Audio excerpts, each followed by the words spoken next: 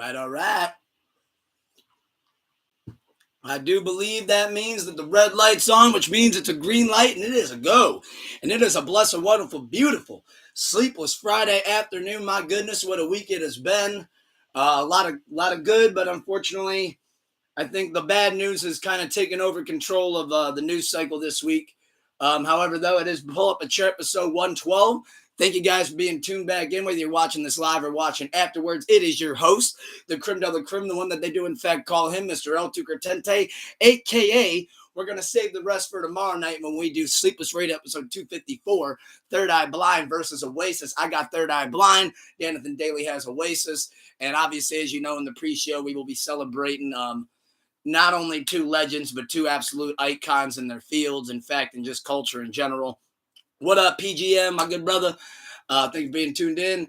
But yeah, unfortunately, kicking off this episode before I, get to share my experience from last Saturday, before I tell you guys what I got going on tonight and everything. Unfortunately, we do have to kick off this episode with a little bit of raising our cups, glasses, blunts, joints, cigarettes, whatever you might be smoking or toking or sipping on. I do ask for you to take one and kind of raise one to the sky real quick. Do it again if you don't mind me as well. In fact, you can do it a third and a fourth time because we also lost 4 legends over the span of this last week. But the 2 legends that I did want to kick off the show and talk about, that being Ozzy Osbourne and Hulk Hogan, I actually am blessed enough to be able to say that I got to see each of them live years ago. Obviously, it's been years since I got to see them live, but I figured we could kick off this episode. Obviously, it's a little somber considering the news that has unfolded this week. But me being me, I like to celebrate the lives of, legends and just icons in the culture, make sure that we give them their due, give them their flowers, and give them their credit. And also like to share experience and stories of when I actually got to see them live. So I'm going to kick it off with, unfortunately, the first legend that we lost this week, that being Ozzy Osbourne. First off, Ozzy Osbourne was the second concert that I ever got to see. Kid Rock being my first, Ozzy was my second. I saw him on the tour when he had the it was the Let Me Hear You Scream album. I forget exactly what that album was called. Goodness, my God, he had so many of them. But I remember that he was on tour for that album, and we got to see him, and he still did some Black Sabbath songs. Judas Priest actually opened up for him, and he ended up just absolutely crushing it. The show was in the middle of December. He was dumping water on the first couple rows of people. They're like, Ozzy, we're freezing. It's 10 degrees outside. And he's over here just getting the crowd going. I was with El Padrino and Madrino at the time. And, Padrino was enjoying himself. I saw him singing along to War Pigs. So I got to see him kind of be a little kid there in that moment, too, which was a lot of fun. And I just remember thinking, though, seeing Ozzy live, man, it was one of those first early times. I'm like, if I'm not doing something like that when I'm older, or trying to, then man, I'm doing something wrong, because that looks like the most fun in the world. And obviously, with El Padrino, Pops being a huge fan of Ozzy, that being one of his all-time favorites. In fact, he's got him 4-0 right now in the Sleepless Radio winners bracket. But I always knew how much Ozzy meant to him. And, he said something when I was a kid that always just kind of stuck to me about Ozzy Osbourne. And that's when you hear Ozzy's voice, whether he be talking, singing, or whatever he might be doing, when you hear him speak, you hear him sing, no matter if you're looking at the screen or if he's on it or not, if you're just jamming on your radio, when you hear that voice, that is one man and one man only. That is Ozzy frickin' Osbourne, the Prince of Darkness, baby. And we're barking at the moon forever, and energy lives on forever. So Ozzy, as you know, there hasn't been not one negative thing said your way or said about you ever since you have passed, or even before you pass. You are an icon, Ozzy. We're going to miss the shit out of you. I know we already do. And I'm excited to jam him a little bit tomorrow on tomorrow night's pre-show, and can't wait to see for when we get more Ozzy coming out of the corner on Sleepless Radio. I know we're looking a lot forward to it. Who will the next opponent be? But I just remember that Ozzy show, man. It was just so much fun. So incredible. Still to this day, actually, one of the all-time favorite shows that I've ever seen. I mean, especially now, given that, if you didn't see him already, unfortunately, that was your last chance when he just had his farewell show a couple weeks ago. And, watching that farewell show was so incredible, too. He got to see his daughter get engaged, which I thought that was awesome. That was a beautiful moment. And just the way he carried himself on that stage and everything he said that night, I thought it meant a hell of a lot. So, R.I.P. Prince of Darkness. We love you, man. And then second is somebody that we're definitely going to talk a lot more about tomorrow night on Bumps and Bruises. That would be the gentleman that passed away yesterday. Now, I know I got to preface this one. He's not as easy as Ozzy, so let me make sure I say the right thing here. Hold on there, dude. Hold on there, dude. Let me make sure I say the right thing about this brother, dude. So, first off, R.I.P. Hulk Hogan. Inside the wrestling ring. Let me reel that one back, actually. When it comes to Hulk Hogan, without Hulk Hogan, pro wrestling, I don't know, is where it's at today. I don't even know if pro wrestling's mainstream. We might still be talking in territories if it's not for Hulk Hogan. That's the fact of the matter. No matter how you feel about him, no matter all he did and said and all the lies, all that stuff, at the end of the day, without Hulk Hogan and Hulkamania, I do not know if we ever see pro wrestling become mainstream. The butterfly effect of no Hulk Hogan is so detrimental to wrestling that it would be insane to even try to fathom and think about. But with that being said, you can't just glaze over the blatant racism at times, the backstage politics that he always would use to make sure that he was always the top of the card, trying to always hurt people's pockets, take bread off their table and food out of their families' mouths. All of the lies that have been told over the years that are sometimes, I want to say, negative towards other people because it puts them in a spotlight that they never should have been painted in the first place. But again, with all that being said, Hulk Hogan, the professional wrestler, even though he's not on my Mount Rushmore, if somebody has him on theirs, it's hard to argue. Because the impact of Hulk Hogan on professional wrestling and even just culture in general is going to live forever. And there's a lot of Hulkamaniacs that will always keep Hulkamania running wild. And that's another one that I can remember being a young kid. And this one I actually got to see more than once. I actually got to see him a couple times. But I know this is going to sound crazy. Let's turn back the calendars here. The last SmackDown, back when they used to record them on Tuesday nights and air them on Thursdays. Holy shit, I'm aging myself with that one. But when they used to record them on Tuesdays, we went to the last SmackDown that was actually before WrestleMania 18. That was my first ever WWE show. And I actually got to see Hulk Hogan come out the first time, not as Hulk Hogan, the real American brother, but hold on there, dude. I got to see Hollywood Hulk Hogan, brother, and that's two different dudes, dude. So I got to see Hollywood Hulk Hogan, and then flash forward to when it's about, I want to say 2004, I see him come out as Hulk Hogan at a Monday Night Raw. And seeing that entrance was absolutely incredible. Got to reference El Padrino again. When that music hit, bam, bam, bam, bam, bam, when it comes crashing down and it hurts inside. But no, see, that wasn't too bad, I thought. Not on the fly, no warm-up. Come on now, give me some credit, yo. Want my golden ticket, American Idol, what you doing? But no, I remember seeing him just react like a little kid to that one too. And that pop when Hulk Hogan hits, let me take it from me. I've seen The Undertaker come out. I've seen Stone Cold come out. The Rock come out. Seen all these guys come out multiple times. Only those select four get that kind of crazy, crazy pop every single time you hear their music. You hear that Hulk Hogan music, everybody to their feet, paraplegics included. Everybody rises to their feet. For that entrance, the Stone Cold entrance, the Rock entrance, the Taker entrance, that pop is something that when you see it live, man, you get goosebumps down your legs, your arms, your spine, your neck. It's a feeling you just can't quite put a finger on, but it feels like 10,000 volts of electricity just flowing through the building. So on that note, though, I did just want to say before we get into some more lighter things, I wanted to also keep a light on that and just celebrate the lives that are, of course, Ozzy Osbourne and Hulk Hogan. And the other two legends as well that we lost this week as well, the jazz musician Chuck Mangione.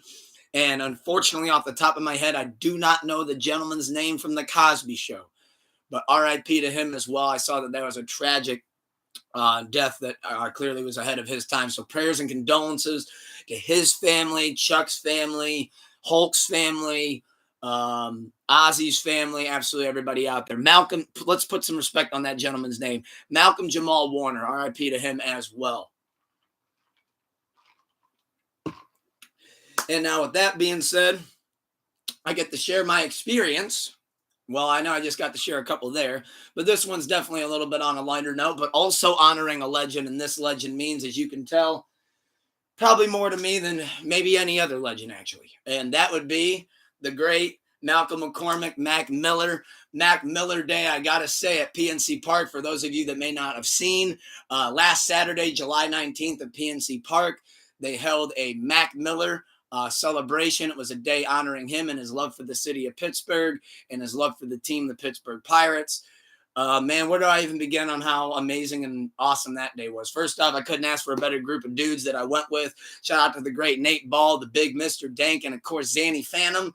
We were the Fantastic Four that went to that, and it was a great time heading down there. Great time heading back with him. Great car ride. Felt like it went by in a blink of an eye. Had a great time there with the boys as well. It was definitely a Saturday for the boys. But for those that don't know as well with the Mac Miller Day, that the first 20,000 people that got there got to receive a Mac Miller bobblehead. So we made sure, because I was going to, if it came down to it, I was going to fight somebody for one of those bobbleheads. I was going to straight up be like, square up. I was going to stand and bang. I was going to treat it like Max Holloway and Dustin Poirier. I was going to be like Max Holloway. Nah, we standing right here, dog. Come on. Right in front of the Glizzies. Let's go. But right in front of the condiments. Fuck it. But no, thankfully, I was lucky enough and blessed enough to be one of those first 20,000 people. For those that didn't get to receive a bobblehead, I'm so sorry, but mine is not for sale. I've had a couple people hit my line for one. I'm sorry. Not for sale. You got to go to the eBay, brother. I'm sorry. Mine's not for sale. I can't put a price tag on it. Priceless to me, man. But the game started at 6:40. We made sure to get down there at like 2:30. And I don't know if you guys got to see those lines, but you guys got to go look it up if you haven't. It's all over the Pittsburgh Pirates Instagram page. That line was insane. First sold out game for the Pirates this year, which I didn't even know that until I was looking around. Like once we finally got in there, I'm like, yeah, this does look like it's pretty packed. And they said it actually had a bigger turnout for opening day and when they did the Paul Skeens bobblehead. For those that don't know, Paul Skeens, that's the star pitcher, star player in Pittsburgh right now. And Mac Miller outdrew him on the line. When we got there at 2:30, there was already people with tents. Looked like they'd been lined up all night. They had lawn chairs, blankets, food. Some people looked like they had like whole picnics on the side of it. As a Mac Miller fan, as you know, I came draped out in the merch and just seeing all the cool things. I posted a picture of the Faces car that I saw. Somebody painted a whole car with Faces theme. And just seeing all these Mac fans and just seeing everybody in Pittsburgh just really show out for him. I told myself the whole day, whatever you do, Tucker, don't cry. And I didn't. We'll tell you, though, that by the time we got in there, there was a time that got pretty close. But no, we were standing in that line. It was totally cool. People were offering to sell, bottles of water at local restaurants. First off, though, trying to find the place in the line, trying to find where you had to go and which line was there, because there's like 4 different lines that get into the building, and that whole thing is just draped around with people. So you ended up having to try to figure out where you could kind of squeeze in and find a good spot in the line. But thankfully, we got in there in time, and I was one of the first 20,000 people to receive a Mac Miller bobblehead. It does play music. However, I'm a little too scared to play it because it plays the hook of Knock Knock. But I'm afraid that if I play it, I'm going to get copyright striked on YouTube. But this is absolutely a beautiful bobblehead. I'm actually still going on a week later, still trying to find a defiant spot for it. But no, absolutely so lucky. In fact, I didn't even take it out of the box until well after I got home. I really just wanted to just kind of soak it in that I even got one. I didn't want to take it out of the box and watch its head pop off because that sounded like a nightmare. But no, I was very thankful that I got to go in there and we all got some bobbleheads. They were playing Mac Miller's music throughout the park, which I thought that was incredible. I thought that was amazing. That was such a great touch. Literally like nonstop Mac up until the game started and even throughout the game. But before the game started, it really just felt like a celebration of Mac, man. I mean, you had people jamming. We're all obviously drinking, slugging brews. People are singing along. You can hear people singing whole verses. As you know, I'm singing with them, belting them with them. Absolutely incredible. And then his mom got to throw out the first pitch. That's when I almost cried. And they brought out his childhood friend and fellow artist as well, Dylan Reynolds, who did the national anthem. I thought he did a beautiful rendition of that. Like I said, though, Karen throwing out the first pitch was incredible. I saw Quentin Huff out there. That was cool. His brother Malcolm obviously was out there too. His brother Miller, sorry about that, was out there too. That was incredible. And you could just tell, man, I mean, there was a fan wall you could leave messages on. It was just such a beautiful day. So for anybody that got to go there, I know you're saying the same thing as I am. And for anybody that didn't get to go, hopefully they make this an annual thing and bring it back next year. And you can also see me there next year as well. Now to talk a little bit more about some music. Not only PNC Park, but SeaWorld. I saw have been doing their own things recently. There we go. Had to wet the whistle just a skosh more. But I saw SeaWorld's been doing shows recently. They had Soulja Boy. They've had Bow Wow now. They had the Yin Yang Twins. And then now they just recently brought out Fat Joe, who unfortunately for Fat Joe did not get any reaction at all from the crowd. Like, it's as if I could have went up there and probably got the same pop. I mean, not one person even seemed like they knew who he was. Like, I felt like they looked at him like that was the custodian that went up there to try to get like his 15 seconds of fame. But, excuse me. Fat Joe, though, I saw did not have a good time at SeaWorld. But I just wanted to bring that up. I thought it was funny. But now to talk some new music reviews over the last week. Have some fun with that. I have listened to quite a bit of the new music that came out today. However, there's still some that has went over my head. But as of last week, let's see here. I ended up liking, I guess not too much came out last week that caught my eye. I really liked the Shay North 38 Special and the other guy's joint. Shout out Doomer for sending that to me.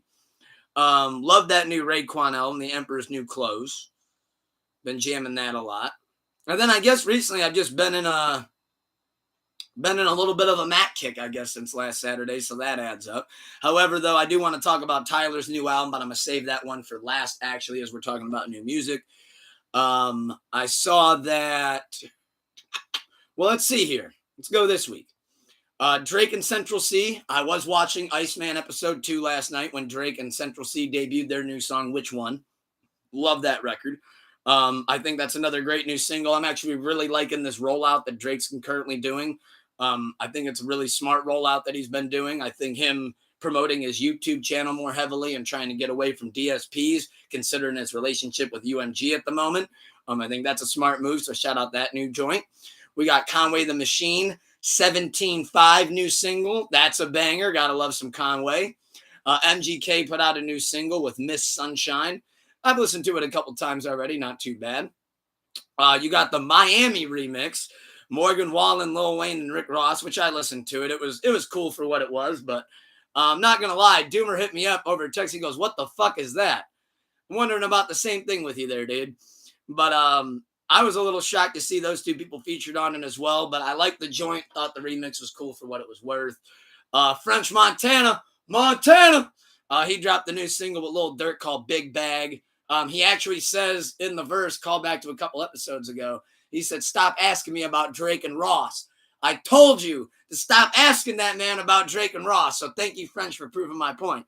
Lupe Fiasco also dropped the new joint, SOS. I've been liking that a lot today. I've listened to that a couple times already.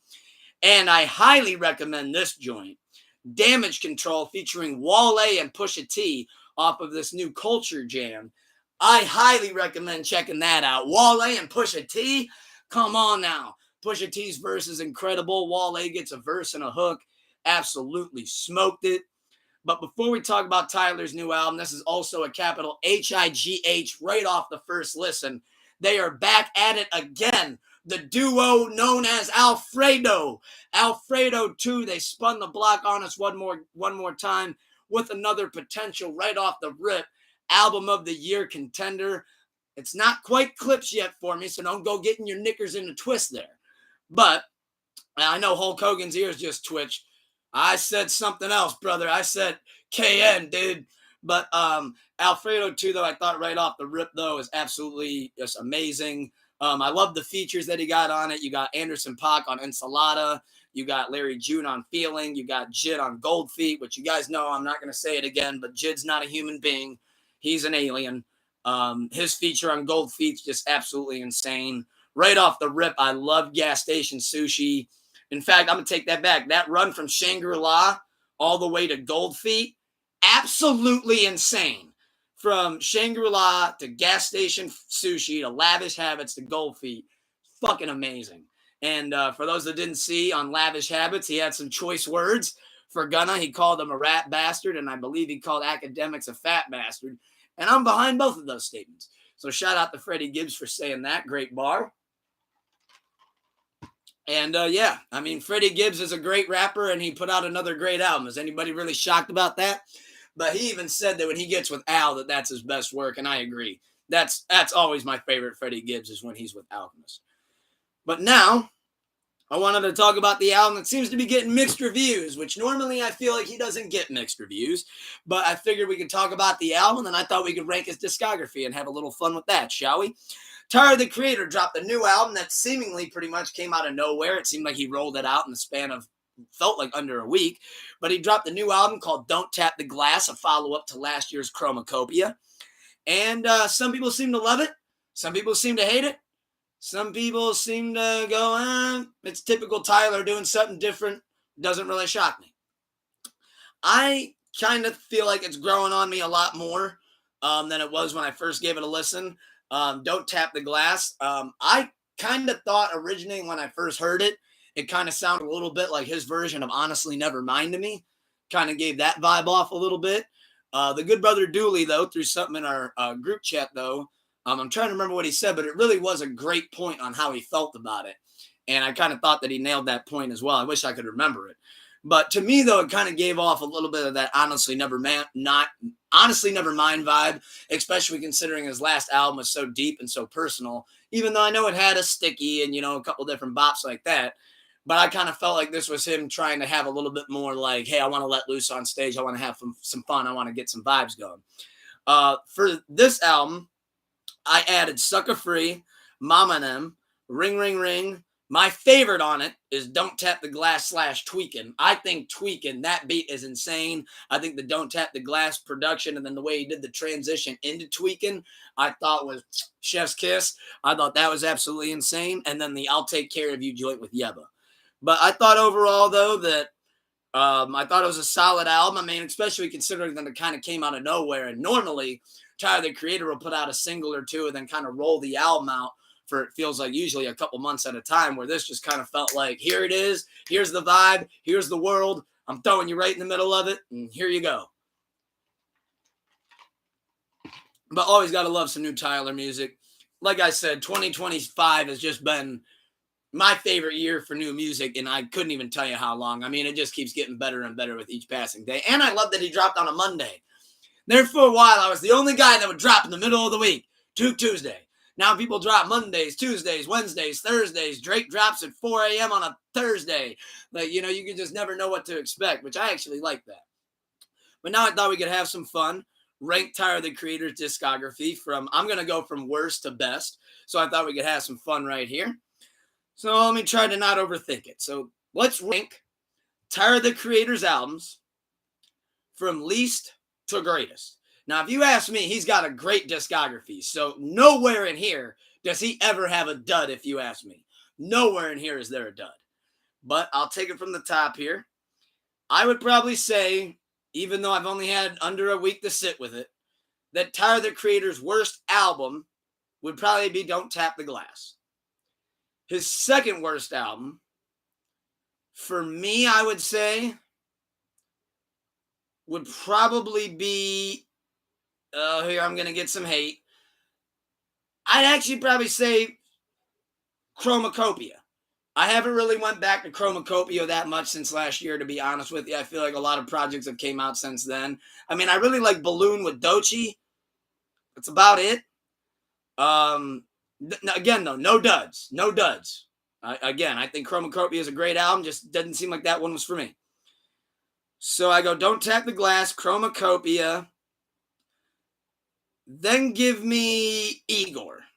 I like the experimental take that he had with Igor. I liked a lot of the production on Igor. I just don't typically go back to Igor. So I would say Igor third. Fourth, I would go Cherry Bomb. But now we're getting into where I love the rest of these albums. Like the rest of these, I all absolutely love. I visit them multiple times throughout the year. Cherry Bomb. Then I would go Goblin. Then after Goblin, I would go Call Me If You Get Lost. Then after Call Me If You Get Lost, I would go Flower Boy. And then after Flower Boy, I would go Wolf. Wolf is my all-time favorite Tyler, the Creator album. It's probably one of my favorite albums. In fact, it is from 2010 to 2020. That album just hit me at a certain point in time in life where I really, really needed it. And still to this day, I have the vinyl. That is my favorite all-time Tyler, the Creator album. But I figured we could have some fun there. I'm excited to see what you guys have for your ranking of Tyler, the Creator's albums as well. Like I said, I mean, if you ask me, it's all gems, no duds. I mean, really, when it comes to Tyler. All hits, no skips, no misses. Seriously, I mean, a couple of those albums, like I said, I don't revisit them, but I see why they're cherished so greatly. I just don't go back to them. But I thought we could have some fun with that. And then we can kind of pivot into another ranking here. I know a typical Mount Rushmore for me. But for those that haven't seen, Happy Gilmore 2 finally back out. It's been almost, 30 years after the first one. But Happy Gilmore 2 back out on Netflix today. You got Becky Lynch making cameos. MJF, actually, I think Becky has a role. You got MJF in there. You got Eminem making cameos. I think they said Ben Stiller. There's like 30 or 40 other cameos of people that pop in this movie. Nikki Bella, Nikki Garcia, another one. But with Happy Gilmore 2 coming out and with how revered and how cherished the first Happy Gilmore was, I know that it set the bar high for this second one, but I'm really excited to see the second one. But it made me want to pose a question to everybody and myself, of course, because what else do you do on podcasts? But I thought we could have some fun saying and asking and kind of riffing on it as well. I'm excited to see what you guys got. But what would you guys say is the all-time Mount Rushmore of best Adam Sandler movies? So either your favorite or what you think the best were. I'm going to throw out what I think my favorite and the best are at the same time. So first, I got to go Longest Yard. I got to go Longest Yard. That's my all-time favorite Adam Sandler movie. That's definitely probably the one I've rewatched the most. Second, I got to go with the classic. Got to go with Big Daddy, number 2 for the Rushmore. For number 3, give me Grown Ups, the first Grown Ups. I mean, that I just feel like is a timeless movie. Their chemistry on screen between David Spade, Chris Rock, Kevin James, and Sandler is just through the roof. It's immaculate. And then 4 gets a little tricky because it's Adam Sandler and he has so many incredible movies. But for number 4, I loved his chemistry with Jack Nicholson in Anger Management. So Anger Management would top off my Mount Rushmore. But I'm really excited to see what you guys got for your Adam Sandler Mount Rushmore as well. As you guys can see, I just love ranking things. So we're going to do this one more time before we get to close out the show as well. I also don't know if you guys saw this. New South Park season. And they just signed a record deal with Comedy Central and Paramount for $1.2 billion, spanning 3 seasons. They are back. And I'll tell you right now, I do not think the honkies are too happy about South Park being back. I saw that Trump called it a 4th-rate show or something like that and said that South Park has fallen off for years, which is kind of funny because he went on to say that South Park's not relevant. I don't know how it couldn't be relevant when you got the White House making press headlines about it. Seems pretty relevant if you ask me. I don't know. If it was irrelevant, I would think that wouldn't even be thought of or talked about. But then again, what do I know? But South Park, though, did come out with a new episode. I'll be honest, I haven't been a faithful watcher of South Park in a long time. I grew up with the show. I always loved the show. It's forever probably my all-time favorite adult cartoon. However, though, with that being said, over the past 5 to 6 years, I just kind of fell off with it. Like, I'd watch here and there if they did a special, but I wasn't keeping up with South Park. But I saw what the direction they were going with the new season, and I figured, you know what? Let me give it a shot. Let me dive back into it. I have a podcast. I like to talk about things. Let me watch it.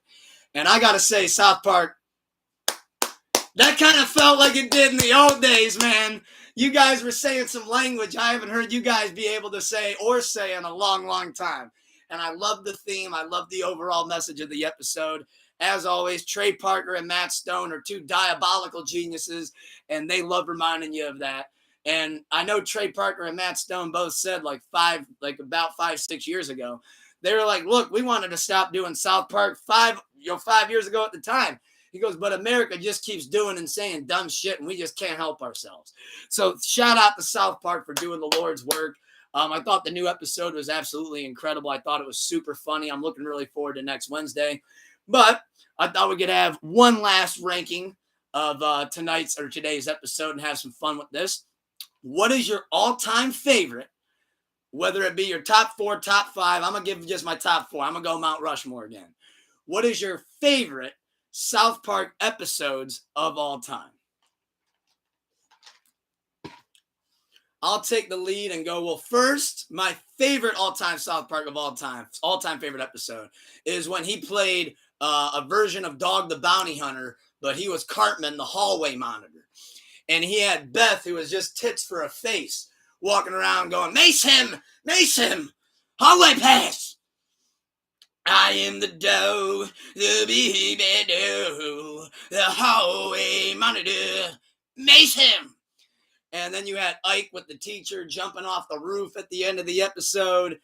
Absolutely hilarious. That's my all-time favorite episode. I used to rewatch that one all the time. When he say, I am the dog. Yeah, that's all-time favorite right there. Number 2, give me Casa Bonita.